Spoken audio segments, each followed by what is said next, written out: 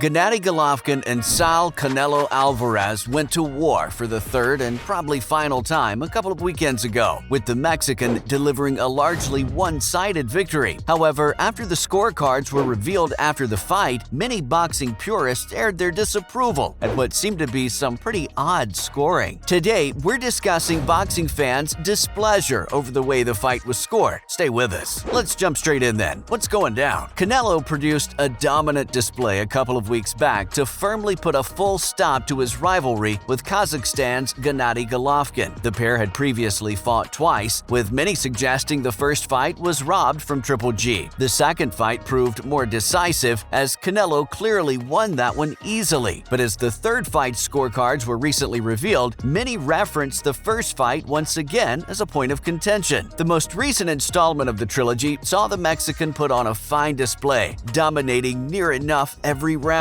outlanding his opponent by 130 to 120, while also landing almost double the amount of power punches offered up by the 40-year-old Golovkin. Of course, the judges didn't see it as everybody else, with one scoring it 116-112, meaning that, in his opinion, Álvarez won only 2 rounds. Even more egregious, the other 2 judges scored the fight 115-113, meaning that Canelo only won by 7 rounds to 5. Incredible! While many accepted the decision, the manner in which it was scored represented everything that is wrong with boxing. Canelo clearly won the lion's share of that fight, but was only narrowly awarded victory. Sean Porter on commentary said, "I will never understand what the judges are watching. The first 2 fights were close. This one was not. 115-113 is only 1 round different." And he's right. What did you make of the scoring? What was the reaction like then? Let's see. Well, of course, fans weren't happy. As DAZN journalist Chris Mannix said, astonished by those cards. Informal poll of Press Row had it 10-2, 11-1, just wild. Other respected voices around the sport went even harder on the judges, with many calling them out for what can only be regarded as incompetence. UK radio presenter Adam Catterall suggested that 116-112 is bad, but 115-113 is horrific, which is difficult to disagree with. Current Sky Sports analyst and former pro boxer Dave Coldwell asked, "How are the cards like that?" while Canadian Olympic Akeem Haynes called it a joke of a scorecard. Journalist and MMA reporter Jose Youngs echoed the views of most, saying, "Those 2 115-113 scorecards are baffling. Are you telling me GGG was 1 round away from another draw? Child, please." And while Álvarez did get the win in the end, there's obviously a problem with having these people judging fights of this magnitude. I mean, of any magnitude, to be fair. If they're getting it wrong by this much, what was stopping them from scoring it completely in favor of Golovkin? Boxing has long been associated with controversial scoring and has been plagued by suggestions of corruption for as long as we can remember. And scorecards such as this one are why. As great as Gennady Golovkin has been for a long time, there is no way he was only 1 round away from drawing this fight. How do you guys score it? Next up, David Benavidez has called out Canelo yet again. Stay tuned. Unbeaten American WBC super-middleweight champion David Benavidez is clearly angling for a fight with Mexican legend Saúl Canelo Alvarez. As Canelo mentioned Benavidez by name in his post-fight interview following the Triple G fight, Benavidez has suggested that he is in Alvarez's head. During the post-fight press conference, Canelo said, "Why do you think I don't want to fight a Mexican fighter or Benavidez? I hear his father talk a lot of shit.